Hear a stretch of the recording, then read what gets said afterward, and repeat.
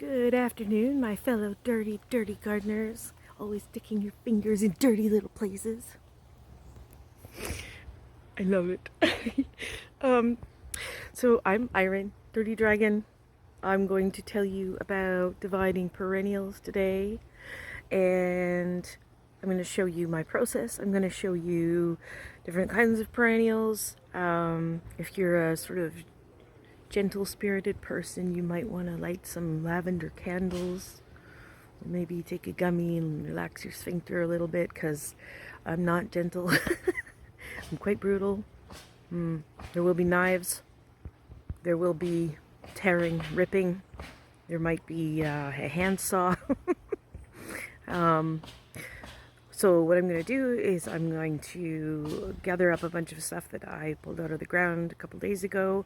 You can do the same thing that I'm doing today if they're in the ground, just that the plants will be in the ground.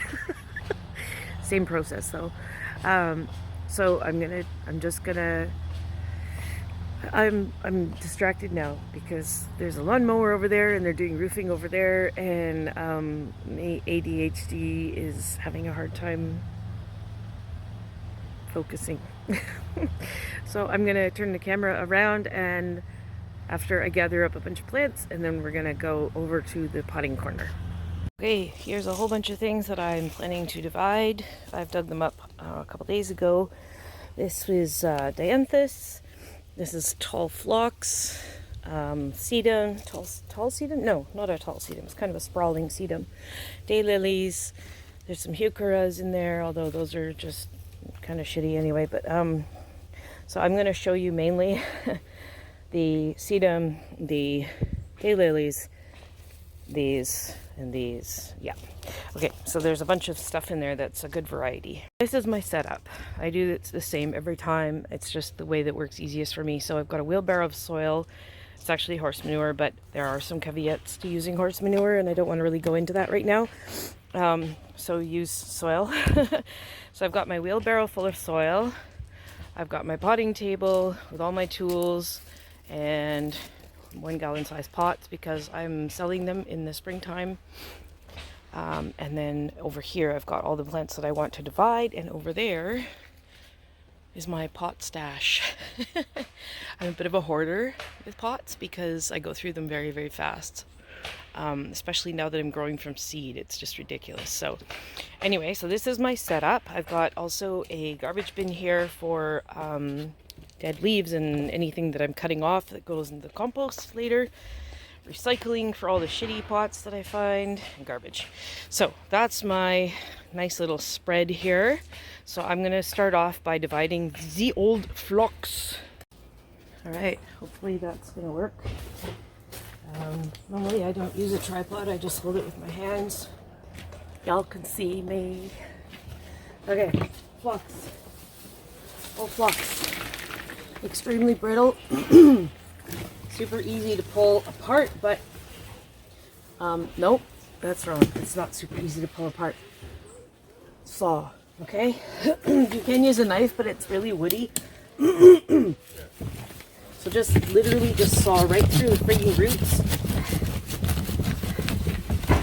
And what I normally do is like a chunk of root that's about the same size as one of my fists. That is fine for a 1 gallon size pot. There we go. There's 2 stalks on that one, not that it matters. It's more about the roots.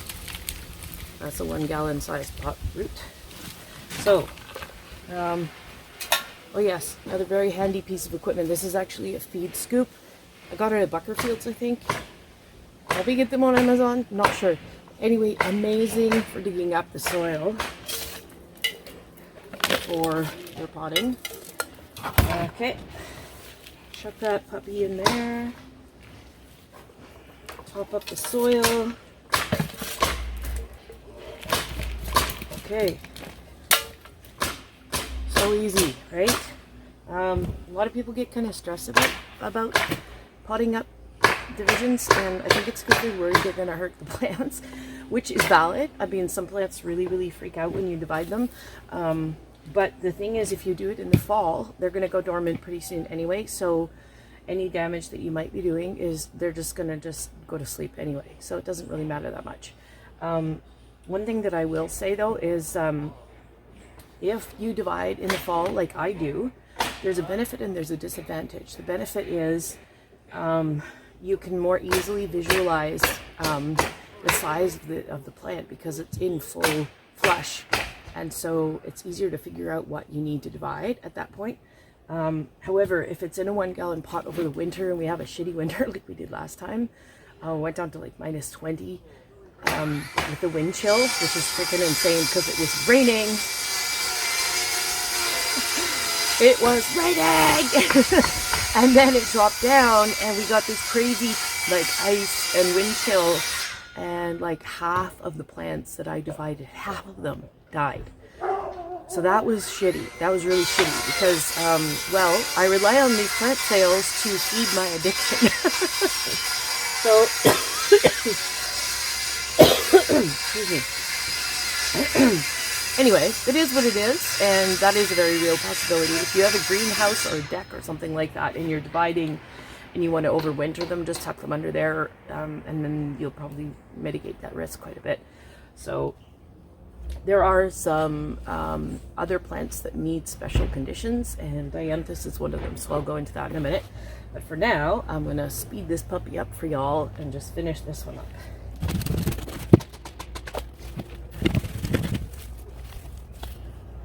Anything that has that kind of root on it is valid as a plant that can be potted up. I would not pot that up in a 1 gallon size pot, maybe like 3 of those, and then they'll do their thing, and by next spring they'll be fine.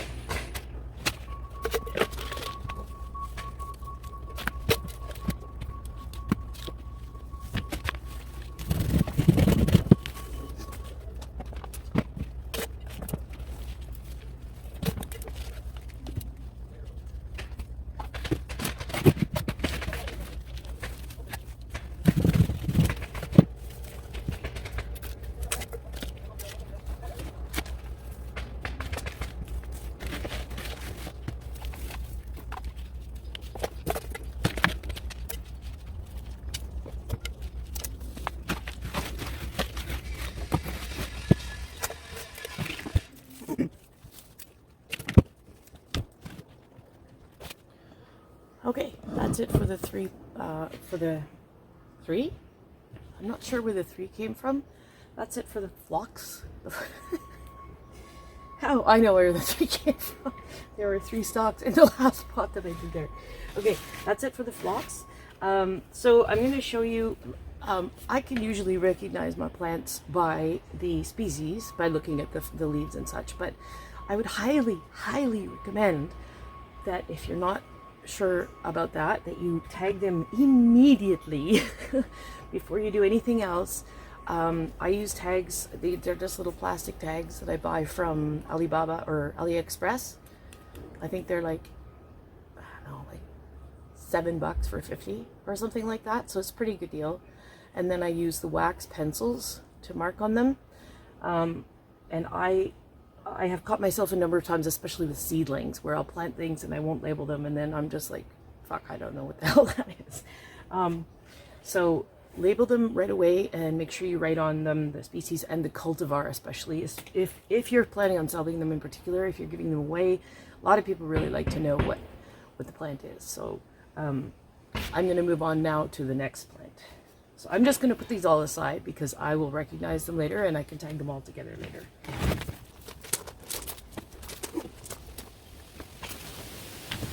Okay, this is a sedum. I don't know the variety offhand. I will find it out, but anyway, it's a shorter, sprawling variety. As you can see, sedums are extremely brittle. They break very easily, and every single one of these can make a new plant. So if you have the time and energy and you want to make more sedums, just break off some of these little pieces and put them into some nice sandy soil, and you'll end up with babies. You know, just keep them relatively dry. You don't want to like put them in, for example, horse manure, because over the winter the babies in particular will just rot. But if you put them into a nice well-drained soil over the winter in a sheltered place, you'll have lots of babies. So with this one, I'm just going to use my regular garden knife. That baby there, I'm pretty much sure that everybody knows what those are, but anyway, I'll talk about gardening knives another time. But so this one, again, I'm just going to divide it into like fist-size pieces.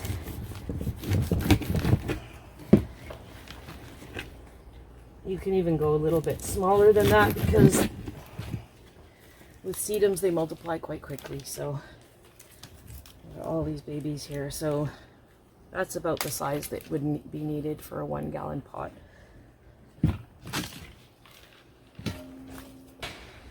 So I'm just going to quickly do the rest of these ones. Doesn't really matter if there's much on the top as long as there's a ton of root. See how it's white there? That's all healthy root. The top part doesn't really matter.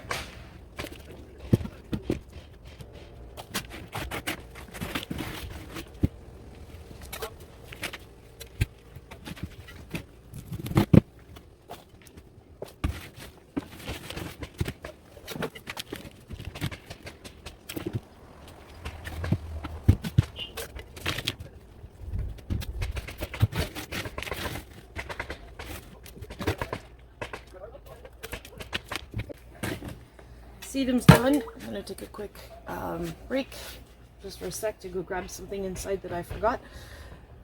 Frosty chocolate milk. I shall be right back. Okay, I'm back. This is not the optimal height or positioning, but I am making do with what I have, so just you're going to have to bear with me. Just wanted to grab some perlite.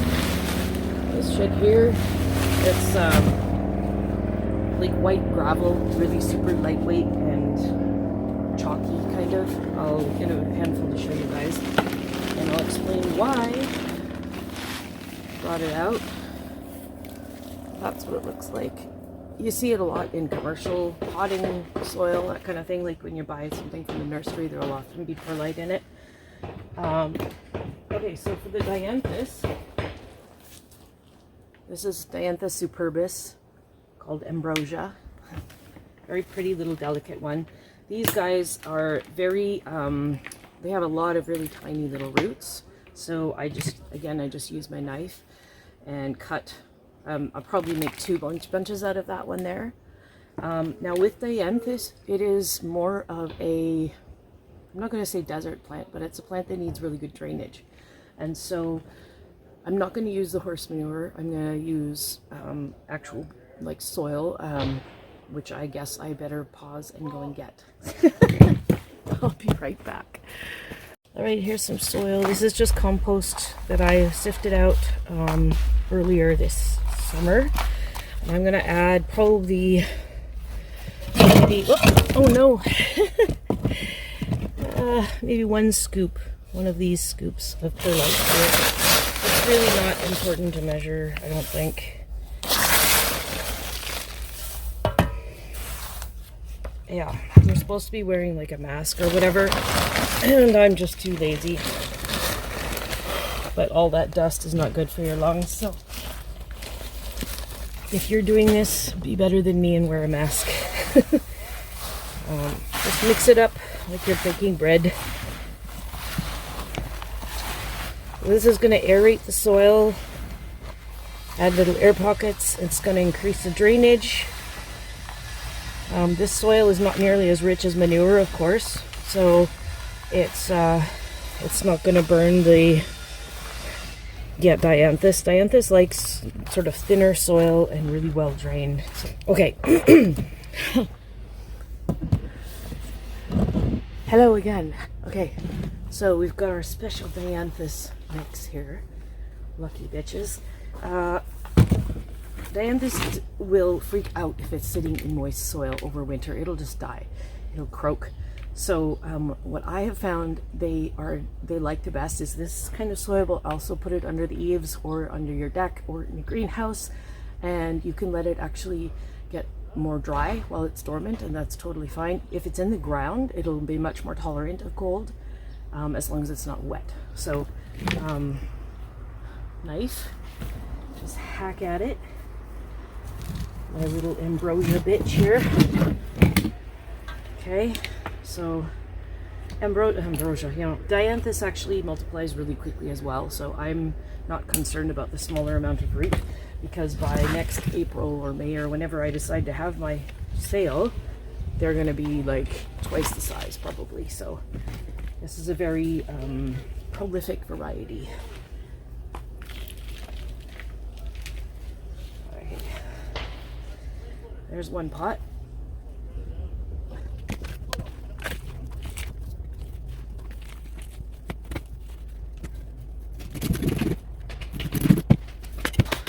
I'm warm.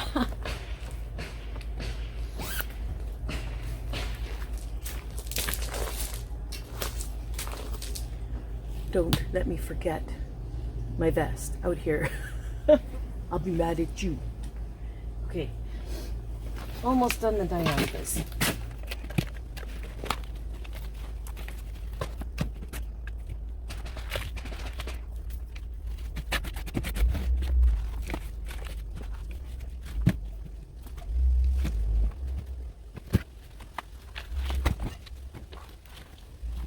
These are daylilies. Now with daylilies, they have, oh, let's see, oh my goodness, okay. That's garbage. Daylilies have these funky like bulb thingies. I don't know if this one is going to let me show you though. It's pretty tight in here. Nope, no spiders on me, thank you. Personal space. Let's see here if I can loosen it up. Yeah, okay, so I'm not going to try and separate out the little bulbs. Each one of these pieces here that comes up from the ground in a fan shape is called a fan. And at the base of each fan is a set of roots. They look like little ball sacks. Yeah, just they're long and skinny and they dangle. And then they've got all these hairy roots coming off of them. But I'm not going to separate them that way because that's just way too much work. So I'm going to use the handsaw. And I'm going to start by dividing this entire clump by half. Shovel works really well. You can put this on the ground and use like a piece of cardboard, not cardboard, plywood or something, and then just shovel through it. Or if they're still in the ground, you can just shovel them from the ground. Okay. There we go. Sometimes if they behave, you can actually just pull them apart. But they're not going to do that for me today. So with these guys, I like to put more than just a fistful into each 1 gallon size pot, just because they have larger roots than they do top, unlike most plants. All right, let me try this again. When I'm potting them up, they look like absolute shit if I don't put a large part of root in them, because whatever comes out the top is much smaller than what is on the root. So if I put a small amount of root, there's going to be like one itty bitty little wimpy ass leaf, and it's going to take a while to bulk out. So this chunk here, normally I would make, if it was that size and I was dividing a regular perennial, I would divide like probably four pieces out of that, but in this case I'm just going to do 2.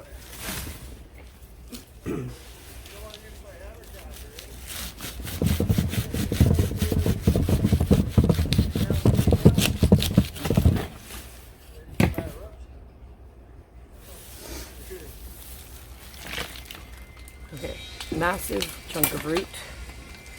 It's going to fill most of the pot, probably squeeze a little bit. That's okay because I want it to have enough growth on the top that it's going to be appealing and be like easy to establish for whoever buys it. If it's going to take like 4 years for somebody who's buying it to establish, then it's going to suck, because they're not going to get the benefit of the flowers, obviously.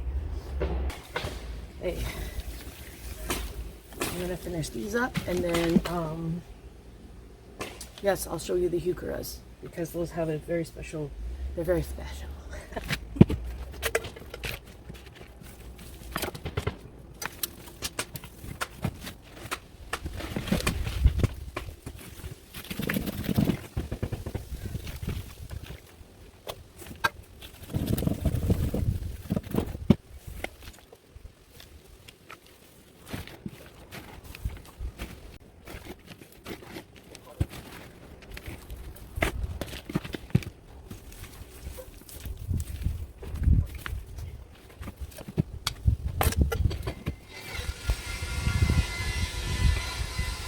Susie cream cheese, daylily, ready for next spring.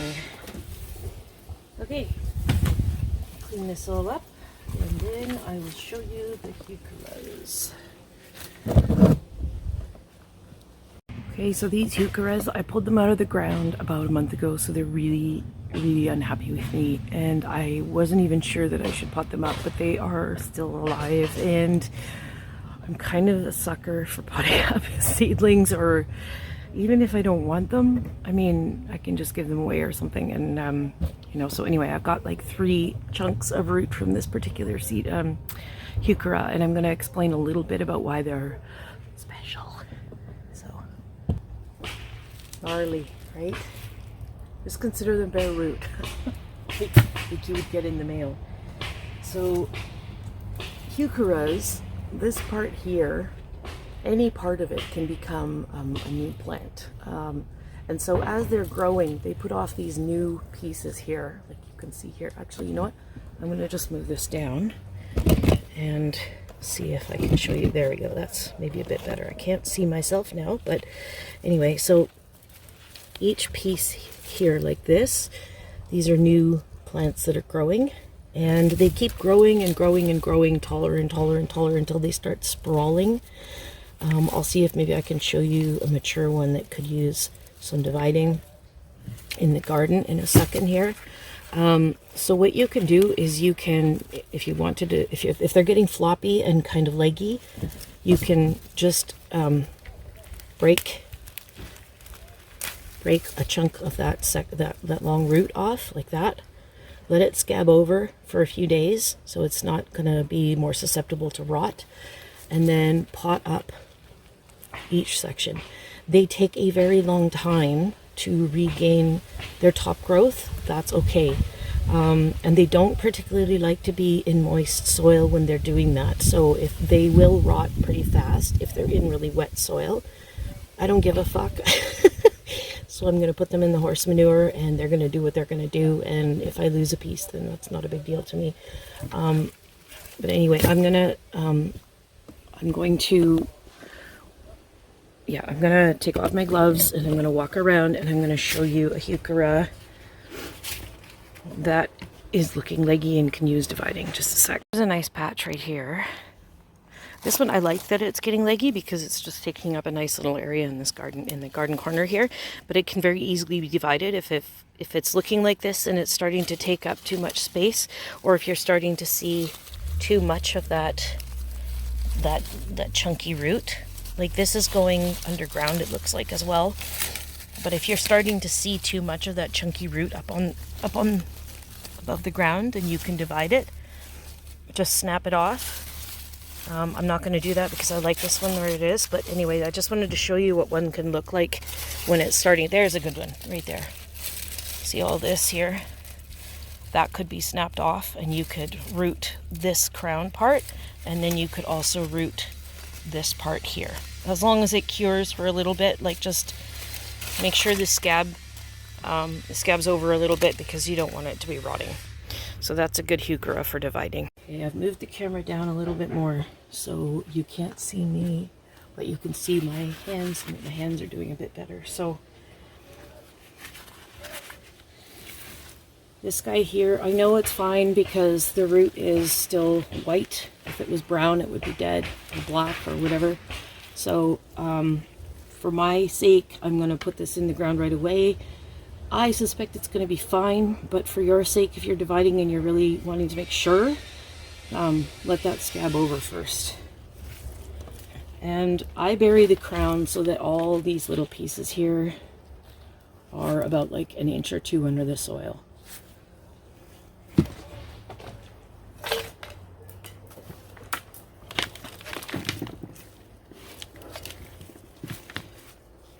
Most likely these will just go dormant now. They're going to go brown and tatty, and the crown will just sleep and maybe set some new roots. And then in the springtime, they'll come back out of dormancy and they will look so much better, and they'll be happy and birds will be chirping, and you'll hear that springtime song. Da, da, da, da, da, da, da. Da, da, da, da. I have no idea what that song is. Okay, and I might as well pop that up. What the hell is that? Ew, it's a slug. Okay, I don't like slugs. No. So I've shown you a lot of what you can do and what you shouldn't do. Oh yeah, and if you're burying roots like that, it's especially important to label them. Oh my god. Yes, I've done that many times where I've got the greens to show me what I'm planting, and then I will completely forget that there's one section of root there and I have no idea what it is, and it's just a big surprise next summer when it starts to come up again. Okay, so I think I have probably demonstrated, well, I've demonstrated 4 different plants for you, so if you're not satisfied, well, fuck you. That's all I'm doing today. I think you'd get bored out of your minds if I did anymore. I will try to get a better video of me specifically doing heucheras, and one of me specifically doing piss off. One of me specifically doing bearded irises, but those kind of require their own section, and they should be highlighted and done their own way, and I'm rambling because that's what I do. So that's it for now. I am going to pot up my own stuff and not show you guys. Peace out, bitches.